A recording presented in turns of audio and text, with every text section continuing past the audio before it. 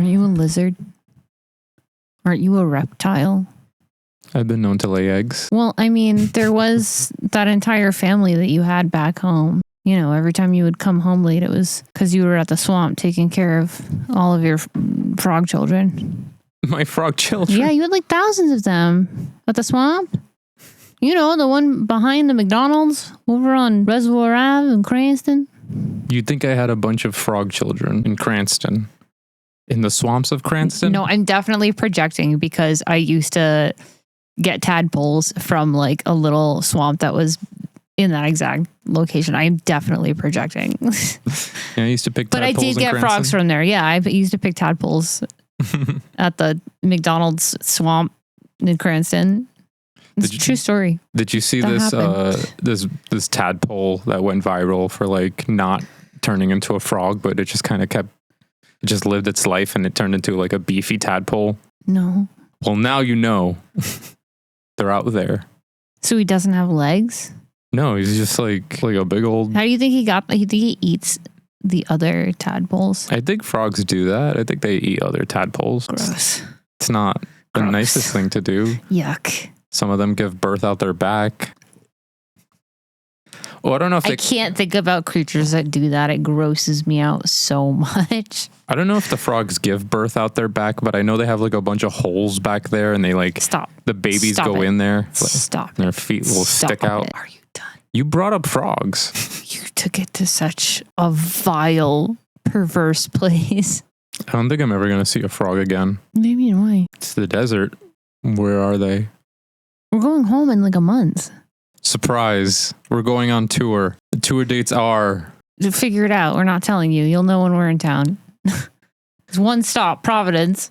It's technically 2 stops, Boston and Providence. I'm not hanging out longer than 5 minutes in Boston. No, we're going to get coffee and then catch a tea into Pawtucket. Catch the tea. We're going to get coffee and tea. We're going to get tea on the tea while we spill tea. We're just going to talk while we're on the... Yeah. Okay. Yeah. It's got to be loud enough that other people can chime in. We can just make it up and be like, oh my God, can you believe that Becky got caught getting her cheeks? Oh, now I'm interested. I know you're making this up, but I want to know. It was in a bounce house at her niece's 12th birthday party, which is like nuts. I don't know why she felt like getting her cheeks clapped in a bounce house at a 12-year-old's birthday party was the vibe, but... I don't know if we can say cheeks. Might have to beep that out. Their cheeks. You should introduce the episode. Hello. Welcome to episode 3 of the Ghoulery. I am one of your cohort's creeps. And I'm Slepting, the other cohort. And we don't even know what we're really talking about today. You know how this goes. You've been here for 2 episodes. Welcome back to episode 3. We verbally abuse you through the microphone. And the rules don't matter. We're doing it 2 weeks at a time. Yeah, we're filming the day before Tuesday consistently now so far. We keep doing that. We keep like pushing it off till the last second. We're like, it's fine. We got 2 weeks. It's fine. I mean, it's not like we're not doing research in that time though. Yeah, we're doing some research. This podcast makes me smart. I'm smart now. Thank you, podcast. Thank you, the Ghoulery. I'm going to be the first testimonial for our own podcast. It's like limitless, but scary and cringy. What new spooky thing have you been learning about lately? I've been on a big Aleister Crowley kick. Yeah. For the last week. The only thing I know about Aleister Crowley is he's like one of these like tantric sex cult people, and he did that photo where he's got like a pyramid on his head, and he's like, yeah, that's the one. It's like he's across from me. The resemblance was striking. I am Aleister Slepting. Wouldn't it be like Sleptinger? Slepter? Sloopy? Sloopy. It's like Snoopy. Oh my God, we gotta make Sloopy. You're Snoopy. Would it be like a Slepting Snoopy? Yeah, like a sleepy guy. I mean, Snoopy's already got sleepy mode, but he'd just be like, we'll put him on top of the house with like a little mustache. With a little mustache. Yeah. This is a big and like sunglasses. Huge mustache. This is a massive mustache. Oh, I'm so sorry. I didn't mean to insult your ego. You're challenging me in saying I have a little mustache. You didn't even have a mustache when we started dating. You had no mustache. You were running around looking like a gay boy. I refuse to acknowledge a version of me that doesn't have a mustache. Your that soft wasn't even feminine me. era. My soft feminine era. It was though. You were running around like shirtless in pink robes with like pretty floofy hair. You were so pretty. You were like, oh, I'm soft. Ugh. And now you're like, is that how I am now? Yeah. Yeah. I'm not soft anymore. No, now you I'm crunchy. Yeah. I'm a little flaky. Like a really good Nature's Valley bar. They do not make those to be like enjoyable. Crumbs. Like you know what the market for that thing is? It's like you take it into the woods, and then when you don't have any food, you feed the birds. For survival, you have to live off this crummy, crappy cookie of a granola bar that just falls to pieces. And yeah, you inadvertently feed the birds because it just falls to bits as soon as you try to eat it. The only reason people like that is because they're eating it out of sheer survival when they go hiking or something. I feel like they should just call it oops granola. Why? Because you open it and it's just oops, it's crumbs everywhere. It's not actually a granola bar. It's not a granola bar, it's oops granola. Yeah. Because it's just chunks of granola all over the damn place. You could have bought it wholesale. Instead, you bought a small pouch of it. You could have had a bar, but you got oops granola. Oops. That's you. Like that. Anyway, yeah. So I've been doing a lot of, I feel calling it research feels like I've just been obsessed with the man for the last week and a half. You know what it is like everything around him is so polarizing. Like people either really, really love him or really, really hate him like a lot. If you're messing with witchcraft in general, people are gonna definitely see what they want to see, and be super judgmental. And like, I mean, I don't even know that I would call it witchcraft. The man literally like did a bunch of drugs and then would like have sex with a lot of people. Like he'd have like orgies with consensual orgies, or be like staring into a mirror for a while doing shadow work.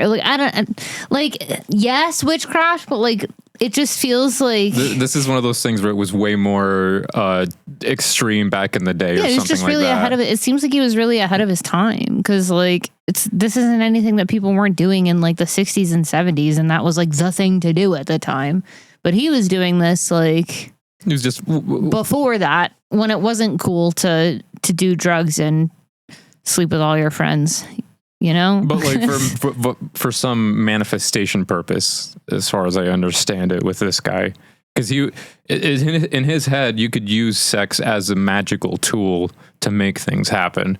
Like he was giving TED Talks on blowjobs. Yeah, and masturbation too. Yeah. Yeah. I'm sorry. I would want to sit in on that seminar just to.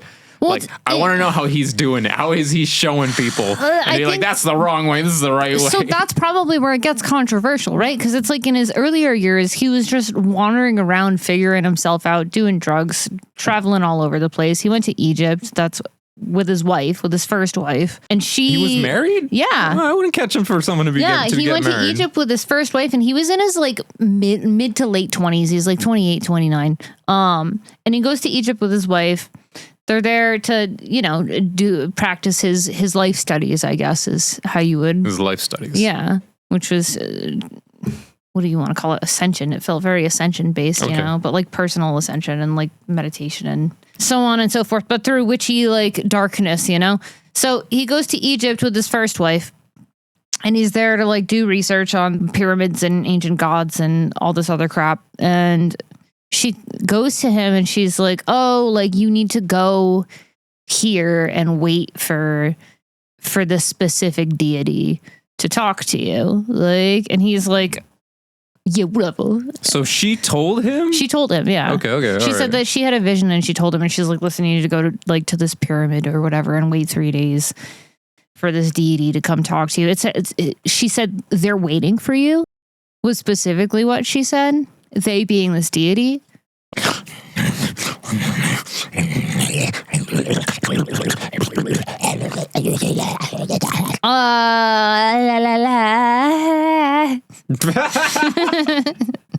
The name of the deity that Crowley was talking to was named Aiwass, Aiwass. Okay.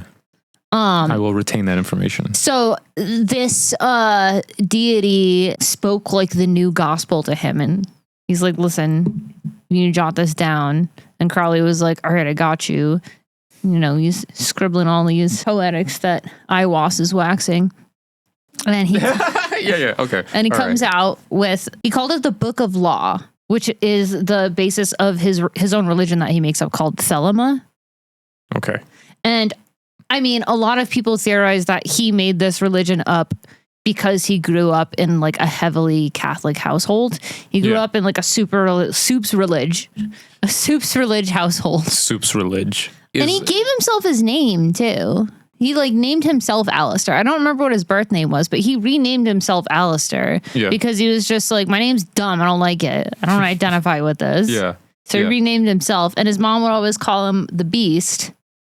Oh my God. Ooh. Because he was always just getting into trouble and doing bad stuff, you know? He was a bad boy. Yeah. So she called him the Beast. It's not a good sign if your mom's calling you the Beast. Yeah. Flash forward to when he's like in Egypt writing this book. Yeah. When he got to the temple before he spoke with Aiwass's mark was 666, which was the Beast. And that's why he was like, yo, damn, like, I gotta stick around for this. Okay. So he writes this book, and the premise of the book is essentially like, do what you want. Like, that's the premise of this whole religion, is just like, do whatever you want. Like, which, you know, if you have a moral compass, can go a lot of great ways. And if you don't, can be really bad really fast. So when he like first brought this into, you know, the real world and brought it back to the homies, and he was like, yo, I just spent this time talking to this deity. I got this book. Let's do what we want to do and live our best lives. Now, that doesn't essentially exclude any other religion. No. It's like his whole thing, honestly, kind of sounds like it's pretty open. It sounds like Nietzsche stuff, where it's like, he's been compared to Nietzsche too, with like a lot of his theorizings. But you have to remember that this was like the late 1800s to early 1900s, so this is like way before anything mystical is even like on the table for people. It's like literally just like there's one priest in town and everybody goes to church type, you know? Yeah. Like there's nothing outside of Christianity, I think, is what was the most popular at that time, right? And assuming that was what his family brought him up in. Yeah. It's ironic to think that at the same time as like rejecting you know, like let's say it was Christianity that his parents, some mainstream religious pseudo, you know, Christian religion, that he would like both reject religion in that sense and then go on to make up his own. Because to me, it's one of those things that I think it still manifests like, oh, the only way I could imagine like downloading information is like in a very like biblical way. Like he still had the religion in him. It's just like, but I'm gonna do it. Yeah. You know, it's I'll show you. Yeah. Yeah. You can't fire me. I quit. Yeah. But it was in the language of like making a religion. And I don't want to gas him up too much. You know, I don't think he's the greatest man in the world. I do think that there's like a lot of really problematic things that he did. Well, let's get into that. Well, so I mean, it's like part of the journey, you know? So like he writes this book, he brings back this new religion, and people are like pretty into it. They're just like, oh, do what I want. Cool. Yeah. Like I love hooking up with my friends. Sounds horrible. I love doing drugs. Like, oh, we get to hang out together and like be celestial weirdos. Great. Love it. Like if my priest told me, go home, fuck your wife, and you better do it in front of a mirror so you can see the whole thing. Like, all right, doctor's orders. We might have to censor that. It was a lot. Feel good about yourself? So what's so bad about this guy? What's so controversial about Aleister Crowley? One of the reasons that he was the most hated was because he was a bisexual. He was bisensual. He was bisensual? He was bisensual. Bisensual. What do you mean by what do you mean he was bisensual? You know, he was like sensual. Like he was just did what he wanted. He was like bisensual. He liked it all, you know? He liked all the flavors of ice cream at the ice cream shop. And people in like 1899 were like, oh, hell no. Oh, hell no. You like one and one only. So they really didn't like that, you know, he liked all of it. So he's doing sex magic He's telling other people get in on this. He also like shortly breaks it off with his wife after he comes back from Egypt from like this whole writing the Talmud, the Book of Life, like, and he the comes, Book of Law. yeah, well, he like they ended up splitting because he's like mad hoey, so he just does what he wants because it's the religion. There are people who like actively practice this today too, who would stumble upon us and be like, y'all is dumb. You're talking dumb nonsense right now. I'm not here to be the arbiter of knowledge and an expert of course in not. anything. No, this is just. What I like is finding something interesting that I would assume not everyone knows. You could know, but I'm going to assume most people don't. And if you want to fall down that rabbit hole, fall down that rabbit hole. If you want to be smarter than me, then that just proves my testimony that the Ghoulery has made me smarter, and it can make you smarter too by proving me wrong if you want to. So he's this bisexual, drug-loving, sex-crazed man. He's besessy and behorny. He's running around a bunch of different countries practicing this religion, and it's like all good and great for a while because he's doing it in a way that's like, it just feels like how most people who would like go to Burning Man now would behave transparently. Like just like anyone you know who would go to a festival or really likes like electronic music is probably somebody who like would have been Dead Boys with Crowley, who's given seminars on how to do the proper handy. Yeah. To channel your chakras or whatever it is. How to manifest through the 3 M's. I'm just like, I don't think, okay, maybe this is the part where I think I can like hard line with Aleister Crowley. I don't think, maybe he got a lot of messages, but I would love to know what he thinks is the right way to jork it.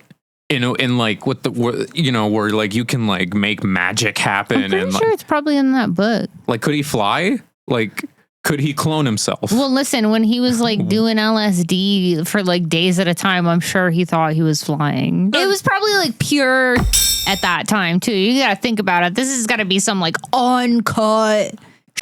This is like the birth of good drugs.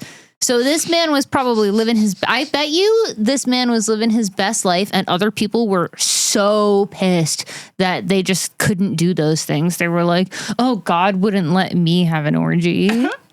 Sure. On one hand, yeah, it's probably the counterculture aspect that, and like, there's not much to like disagree with him with what he's pushing. But who is he to say that he found out sex magic? Like, what did he do?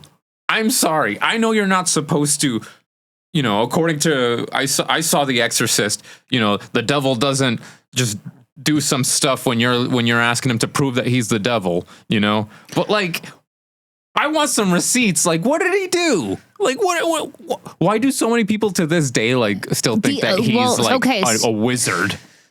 The actual bad, like the things that I find controversial that he's done were like more so later in his life. So after he goes on this book tour, let's just call it what it is. It's at the time a modern day book tour, and had a huge fan base. It was a hit, It was what do they call the number one books? It was one of those. It's a New York book. Yeah, the number one book club or whatever. I don't know. I don't read. I wonder if he was doing meet and greets where like you have to pay for it to meet him. Probably. Like, was he monetizing this cult? You had to pay in blowies. Oh my God. Well, it could have, because they would have the right energy. They'd have the energy to be determined. We're getting distracted right now. I don't even know how to censor this episode. This is nuts.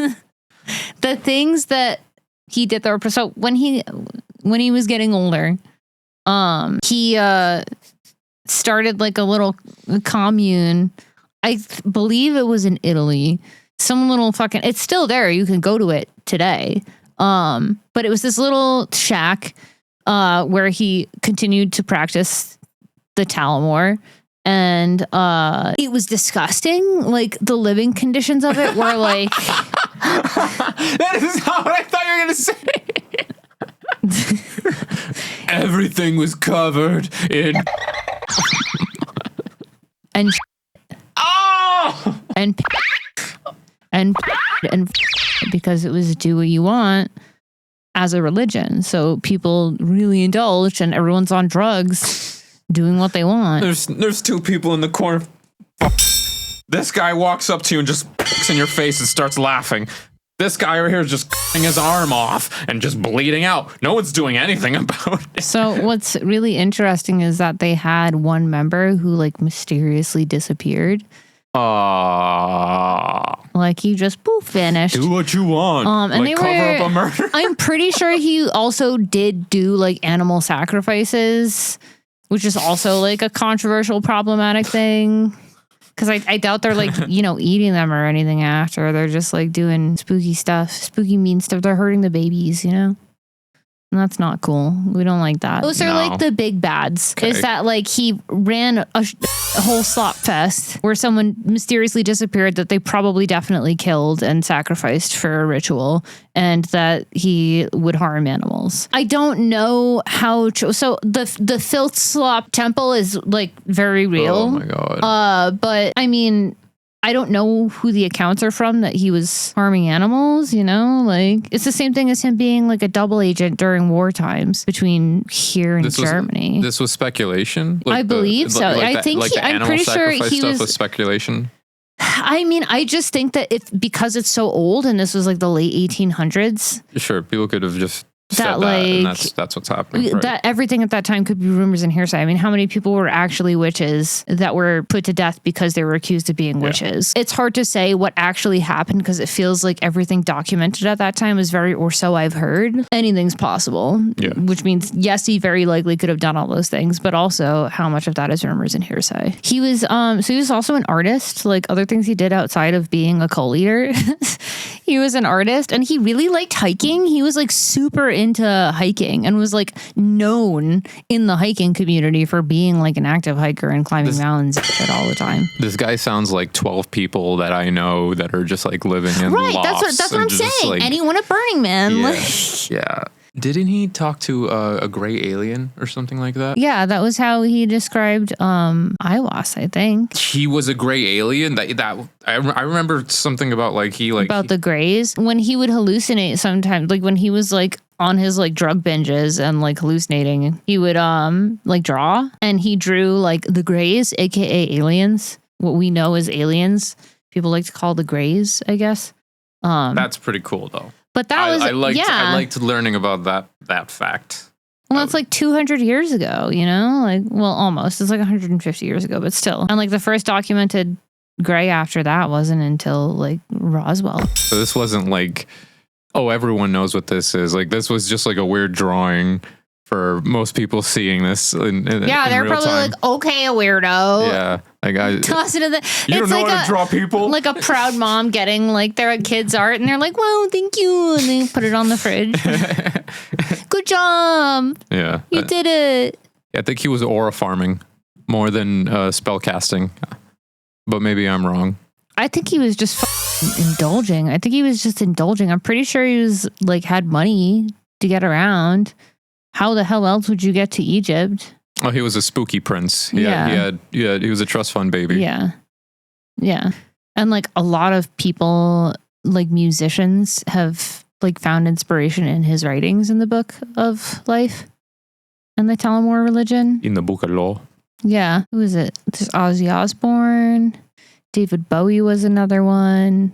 Something about the Doors. Like just a lot of like really famous rock stars who all like would use like quotes from his book in their music. Yeah. Which means they're also all probably drugged up and having orgies. And Ozzy Osbourne did eat a bat that one time. So like maybe he was practicing the Talmud religion and we weren't along for the ride, I mean, that would have probably pissed off a lot of people even more, thinking that he was like the Antichrist. Don't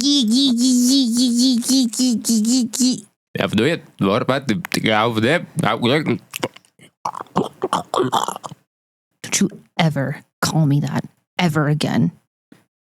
I can't believe you. I need to reapply my lip gloss. You say such a thing to me. I feel like there's two big things with like Aleister Crowley here that like people are like taking out of his work. But I feel like it gets boiled down to like some form of like existentialism and like straight up hedonism, and then you just kind of glue that all together. Can he float? Like, why do you keep asking if he can float? Do you think he doesn't weigh anything? He looked like he was pretty chubby, honestly. So I don't know. Like, I don't mean in water. I mean like in the air. You know who else got visions beamed into their head? Who? Philip K. Dick. Who the hell is that? What in the hell is even that? Philip K. I'm gonna have to censor his name. Maybe you can call him Doc instead. Philip K. Doc was Doink. Philip K. Doink was a man who he was kind of like an L. Ron Hubbard. He was like a who? L. Ron Hubbard's the guy who started Scientology. We're not going to talk about Scientology. Oh, I thought that was the guy who made the hot air balloon. Hubbard, hot air balloon. Hop. I really did, though. I don't know. People always sounded like things that they made. Like the guy who made peanut butter, like... His name was Peanut Butter? His name was... That's Mr. Peanut Butter to you. Wasn't it like Carver or something like that? The person who made peanut butter? Yeah. Well, apparently not. It's a popular myth that it was George Washington Carver. I thought it was a woman who made peanut butter. I don't know. Google's is telling me it was some guy whose last name ends with Kellogg. Did you know that a woman invented Wi-Fi? That's cool. I did not know that. Women in STEM, baby. How'd she test it? Well, I guess the internet existed first, right? Yeah. I mean, yeah. Or was this like they had the dial-up technology? Existed, but she invented Wi-Fi. She didn't invent the internet. She invented Wi-Fi. Right. Which is crazy because like nothing that is in this room would be working right now if Wi-Fi didn't exist. Do you think that's one of those like technologies that like we got from aliens? Like the way Men in Black says they have like Wi-Fi? patents on like No, I think humans are just stupid and it takes a really long time for us to understand like basic energetic things that have been there the whole time. Which is why I also think that people hated Crowley because he just tapped into this at a time before it was even on the map. But I mean, that delves into like, you know, the whole other like tinfoil hat theory of the Anunnaki and ancient Egypt and lizard people and all that fun stuff. I forgot to segue to Philip K. Doc. Doink. Philip K. Doink. The Doinkster. Doinkies. My man Doinks. My main man Doinks. Stop making me laugh. I can't get through this. I like Doinkies. We can call him Doinkies for short. No, I like my man Doinks the most. So Doink was some sort of... I can't do this. Philip K. Doink was a man who claimed that a pink beam of light struck his head and told him that we are stuck in 70 AD and that time is just an illusion and that Rome never actually collapsed. Instead, this whole political structure, this whole madness, it's basically simulation theory. But he also, like Aleister Crowley, got messages in his head and then went on to go write them down. He was very similar. He's also an artist. Yeah. He wrote a lot. He wrote a lot of stories. But this is an old theory too. There's a lot of people who. When did this happen? It was around the 70s that he started doing this kind of stuff. Yeah, he was a science fiction writer, and he had a lot of different visions, things that he believed. But this theory already existed. It's theologically, it's like a misinterpretation. People think that some second temple in Jerusalem fell in 70 AD and that Jesus already, but not physically. And I knew this. Twice. I knew this was gonna. I didn't want to go into this territory because, like, just looking this up, they say Jesus like 100 times, and I'm gonna censor the episode enough as it is. They knew what they were doing. 70 AD theory is essentially just another manifestation of simulation theory. Basically, we're not in the future. It's a different time, actually. They did this on Star Trek, too, with they got like a VR thing, a holodeck. It's called the holodeck. oh, you're going to school me on Star Trek because that's called the holodeck. I don't know nothing about no Star Trek.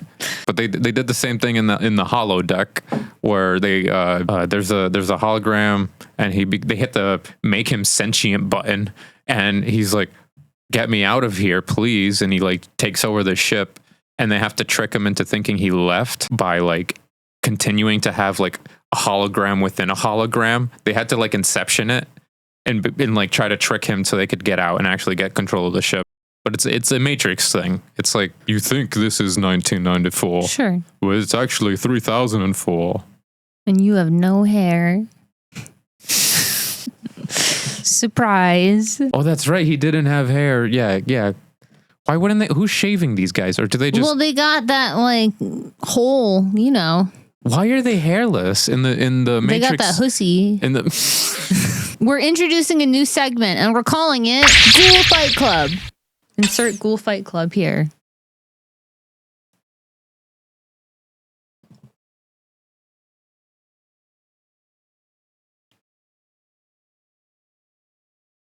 The premise of Ghoul Fight Club is we each choose a supernatural being, monster, villain, ghoul, etc., and have to determine who would win in a 1 versus 1 fight. You know, like boxing, but it's like two spookies going.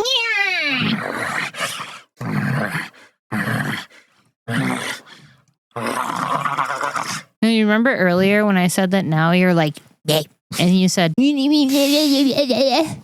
well, now we're ready for a fight. Now we're ready. All right, tell me, who's your opponent this evening? Oh, I'm going first? Yeah. Okay. You want me to go first? Well. Do we go on 1, 2, 3? On 3, 2, 1. Yeah, 3, 2, 1. It was like 3, 2, 1, and then we say it? Yeah. Okay, 3, 2, 1. Aunt Gladys. You said Aunt Gladys, and I said the blob. Mm-hmm. You win. How? She can take a piece of the blob and then control it. She also needs hair. Or a piece of him. And hair. The blob doesn't have hair. Well, I mean, I guess it's like a linty the hair blob. is used to control probably a someone, lot of hair right? on the blob. So yeah, actually, I guess you could get some slime from the blob. That's what I'm saying. Unless, well, the blob moves too slow. Otherwise, he could suffocate her, but he's just so slow that she'd have time to forge all the materials she needed and do a full ritual to have someone kill the blob. How would you kill the blob, though? You just hit it with a power washer?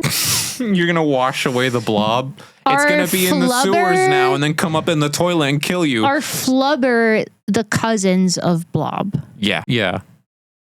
They can't be that far off. Apparently, we got like 98% banana DNA in us. Flubber and the blob are pretty closer than that, probably. How else are you going to get like Jello to like, you know? Horse feet. Can you explain to the people at home who haven't seen the movie Weapons why Aunt Gladys could beat the blob? She is a witch who uses a tree and breaks branches off of it and then takes a personal possession from who she would like her victim to be and wraps it around the branch. And then she takes a piece of hair from who she wants to control and she wraps it around the branch. And then she cuts her hand so she bleeds and she wipes that around the branch. And then she need a bowl of water and she got the bowl of water and the branch with the hair and the personal memento and the blood. And she goes, Rapta! And she snaps it. And then whoever's hair she got shows up and says, which means, hey, what's up, Aunt Gladys? Who you want me to kill today? And then she's like, and then they go, and they run off. And then they kill whoever's personal memento was tied to the tweet that got snapped. And then when she doesn't want them to do that anymore, she goes, and drops it in a bowl, and that's it. Bingo bongo.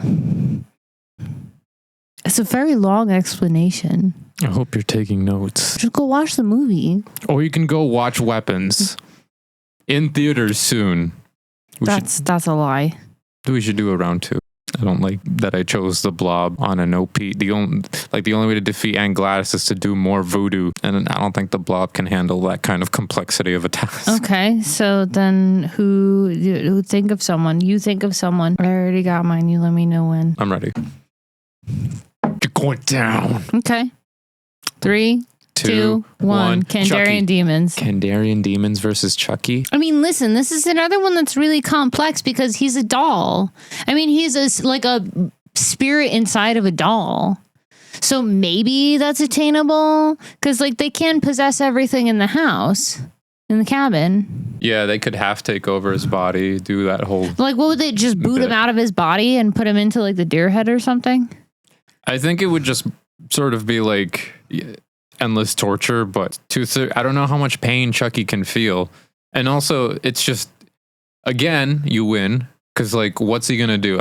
Chucky can't stab the Kandarian demon. There'll just be another one. The whole point is that they're just... I mean, they're both very relentless beings. You know what? He's familiar with voodoo rituals. He could undo the Book of the Dead. He could go through the whole... Fernatu, Waradu, you know? he could... Klaatu, Verata, and Nepter. Yeah. Yeah. You know, so he's at least like intermediate when it comes to magic spells. So maybe Chucky could undo Kandarian stuff. I mean, I think he could hold it down. He could hold it down at least. He could definitely hold it down. Yeah. But it feels tough because they're both such relentless entities. Like, yeah. Like, to what degree is Chucky immortal? And and that's the other thing is like Kandarian demons are pretty like... They're pretty immortal. They're pretty there, you know? Yeah. They're pretty there. It's like being bit by a tick. You probably have Lyme now. Yeah, it's hard to get rid of that. It's like once you read from the book, once you play the tape, I almost called it a record. Once you're done. Like, but Chucky has like 15 movies and he keeps coming back. Same as Evil Dead. They got like 15 movies and like 3 franchises. It's a battle of the franchises. Yeah. Who can microwave this sandwich one more time? I mean, it's even interesting if it were a battle of like who has a bigger fan base. Because this is like when we tried to do Guess the Bad Movie Review the last episode, and I couldn't find on a bad movie review for Evil Dead. I could probably find one on Chucky. I don't know why. Like, because it's beloved. I do know why. But Chucky has a strong fan base, but there's also a prominent like reputation of like quality dipping after a certain period. Well, in the yeah. franchise. Well, he's another one who's like a very beautiful animatronic. Like, it's gorgeous, gorgeous, gorgeous puppeteering. Like, and again, it's in both movies. You know, it's the makeup department laying on the ground with the puppet going like this. Yeah. My favorite monster movie prop, I guess, or tool would be a broomstick, or like the broomstick on a skateboard combo. Really. It's like, how often is it just like, if the camera just sits at a certain angle, like you don't see the guy underneath, like going like this, you know? Yeah, I mean, skateboards are like totally an underrated tool on set for like everything. Yeah. It's like skateboard is really like the Swiss Army knife of being on set. Do you want to do a Ghoul Court? If you have a case to present for Ghoul Court, yeah, hit me with it. Oh, you look serious. You do have something. It's time. It's time for Ghoul Court. This week on Ghoul Court, I am bringing the Addams Family to Ghoul Court. Oh my god, my fifis! Okay, my case. The Addams Family are ghouls. What are the Addams Family? Like, what are they? They're creepy and they're kooky. They're also mysterious and spooky, but all together, they're ooky. They're the Addams Family. No. Yes. Did you know that their house is a museum? What do you mean? You greet them when you see them. Are you still singing to me? I don't know this song. Stop that. You asked me what they were. I have just explained it to you. I feel like this is Ghoul Court. This is about stating facts, is it not? Sustained. I don't know what that means. What does sustained mean? I don't know what it means either. In court, sustained means the judge agrees with the lawyer's objection. When you hear objection sustained, it specifically means the judge agrees the questioner or evidence breaks the court rule. The witness cannot answer the question, or the lawyer must ask a new question or change topics. I feel like this is circular logic. You can't say that what are the Addams Family, and you would respond with, they're Addams. They are, though. That's literally the answer. Like, they're Addams. But you get what I'm saying. It's like, but what really are they? Like, are they? They are the atoms. Are they witches? Are they immortal? Are they like a festering clan of inbreeding ghouls that sometimes sleep with a witch, or sometimes they sleep with, I don't know, they are not inbred. A troll? They're not inbred. They are atoms, like I have said repeatedly. There are witches in the Addams family. Like, there are ghouls in the Addams family. There are different types of monsters in the Addams family. They all fall under the umbrella species of Addams. Do you understand what I'm saying? I object. You sure you don't want to sustain again? I still don't really know what that means. So, I don't know. Yeah, I still don't really get it either. It's a good thing we're not real lawyers. We're only ghoul lawyers. Well, that's what I'm arguing for. That they are, like, what is the category of Addams? Like, because you, even in describing it, you said they're witches, they're ghouls, they're trolls. Some of them are undead, you know? Like, what is Cousin It? I feel like he's like... How did he have a child with a human woman? Yeah, what? How did that happen? Their baby what? What? His name is what? The baby's name is what? Okay, I got it. Okay.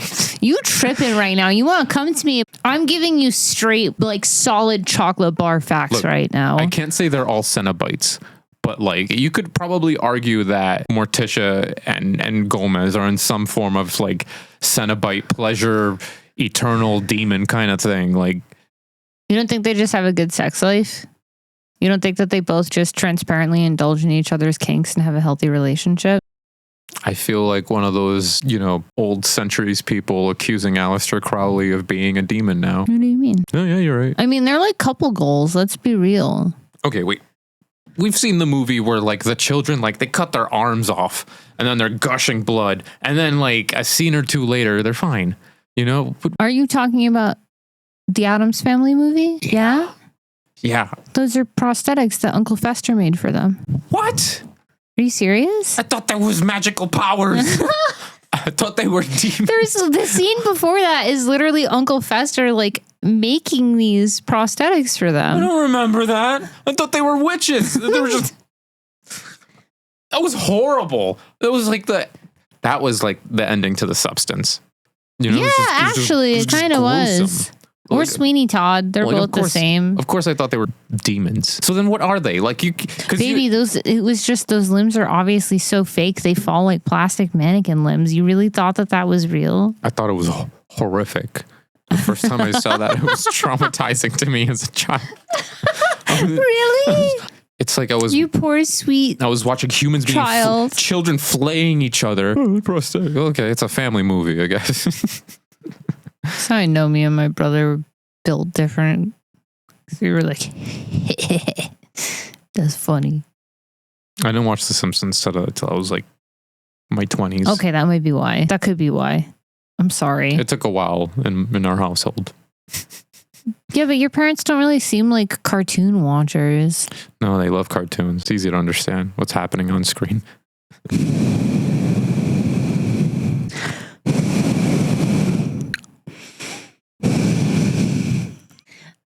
You know, reading all about simulation theory made me want to watch The Matrix, but I feel like we've watched it so many times. Do you know that I learned recently that Keanu Reeves is a Virgo? I felt really good about it. I was like, yeah, part of the gang, part of the fam. Like, the coolest, most talented people are Virgos.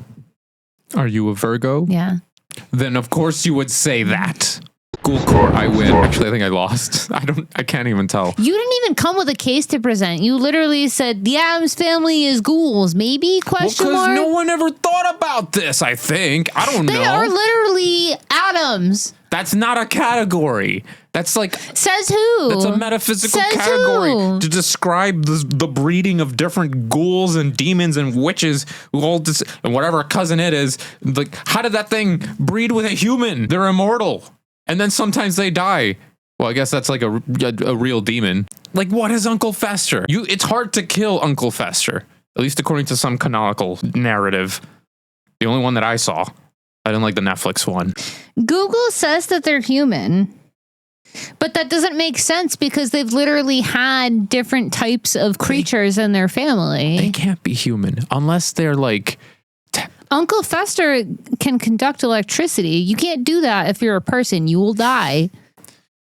Look at Cousin It! Like, he's all the evidence that they're related to that, and then, like, they can... Lumpy Adams? My boy Lumpy? Lumpy cute. You would date Lumpy Adams? Lumpy cute, yeah. He on the boy crush list with the Kim Possible swamp guy. We can add Lumpy Adams to that. Does every episode you just tell me a different... Yeah, I'm gonna give you a ghoul crush every time. That'll be my personal segment. Ghoul crush. Ghoul crush. Like a little ghoul crush. I can't. There. Ghoul crush. This is Bad Movie Reviews. Bad Movie Reviews. Let's go. And now for an old classic that is bad. Look, literally everyone going into this movie should know it's a giant show. They didn't even attempt to make it sound like a serious horror movie back when they were producing it. But it's been 26 years at the time of this review. There is zero reasons for anyone not to know the blank franchise. It's basically one long running joke. They were just trying to figure out how Looney Tunes they could get with their concepts. Nowadays, a movie like Sharknado would be like a similar franchise to this movie from 1993. It's a classic now, though. It was the beginning of a larger movement of writers and directors having more fun with horror as a concept. The industry was finally beginning to come around to the idea. The material you're working with here, if you came expecting cinema gold, you came to the wrong place. I mean, what the hell did you expect? It's a movie about a 3-foot-tall, shoe-shining, homicidal sprite in a green tuxedo. If you'd never even heard about it, that should have tipped you off to what you were about to get into. This franchise can be summed up in one big liner from the movie where a child actor yells, "Your Lucky Charms." Yeah, it's Leprechaun, right? You got it. Have you ever even seen that? The first one, yeah. So you haven't seen Leprechaun in the Hood? No, That's real. I'm not joking. I like that you have to preface that by saying, no, this is a real movie. Yeah, I believe that they would make that a movie. Are you ready for mine? All right. Yeah, you guessed it. This isn't all caps, by the way. Okay. Half a star review. This movie is the worst thing the human race has ever able to do. Yeah, let's go. Great start. The only important thing in this film is the white clothes, the incest, and the woman p***ing herself. Because everything else looks like toxicin getting into your brain, like seeing brain rot at 3 a.m. Please run from this movie. I want to sue whoever did this shit. This can't be The Exorcist. No. It's the only movie where I know someone's themselves. Would you like another review? Yes. Yeah, please. You can have up to 3. Oh, okay. How many bad reviews of this are there? The film is vile to an indescribable degree. The director just wanted to show us a pornographic film. A pornographic? You can see that through pornographic websites. I do not recommend watching the film at all. This one says top worst movies ever, immediately followed by this movie was nothing happens until like the last 20 minutes. And even then you can tell she's still going to die. The movie is a waste of time to watch. -10 out of 10. Is this Funny Games? What? No. Do you want more? I have more bad reviews. Themselves. I don't know this. I want to do a half star, but it won't let me. This is arguably the worst movie I've ever seen. I'm so stunned by the amount of good reviews given to this movie. You wait for it to get good, and it just doesn't. It's repetitive, poor, and flat out boring. No worthy scares in this movie, and it doesn't deliver one bit. Don't watch if you value your time. Okay, I've accepted that I've lost because there is no way that I can get this movie. I don't know what this is. What is it? I could give you another bad review that's a good hint. Yeah, please. A sexually transmitted possession is a wild plot for a movie. Oh my God. I forgot the name of this movie. You showed me this. This was a really good one. It was like, it reminded me a lot of It Follows. That's what it is. Oh, it is It Follows. Yeah. Okay, because there's 2 movies that play this concept. I thought it was the other one. The one that you didn't like? I don't remember who themselves in It Follows. It's been a while since I've seen that movie. Also, she dies at the end. This is why I can watch any movie twice, because I just forget everything that happens. I mean, she doesn't die at the end. The closing scene of that movie is her and that simpy boy that she grew up with in the neighborhood who finally got to put his in her. They're like walking away holding hands. And there's like someone walking in the distance behind them. So it's left ambiguous. It leaves the viewer with a question of like, ooh, are they just always running from this sexually transmitted demon now? Well, oh my God, I love the execution of that movie. I love the soundtrack of that movie. Is so fire. It's fire. And it makes me want a clamshell cell phone. Oh my God, that's like it's like a book reader. It's a little bookie. That is so cool. I know, I want one too. It's really cute. You're really cute.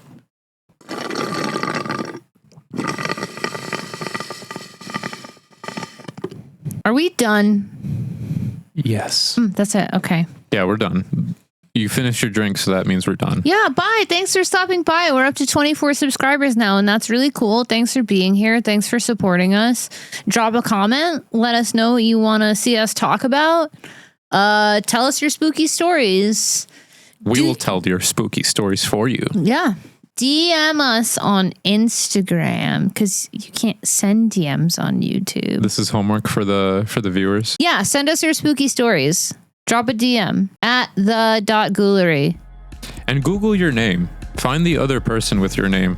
Send them your bills, and maybe they will pay them. Report back with your doppelganger. We'll be waiting. I'm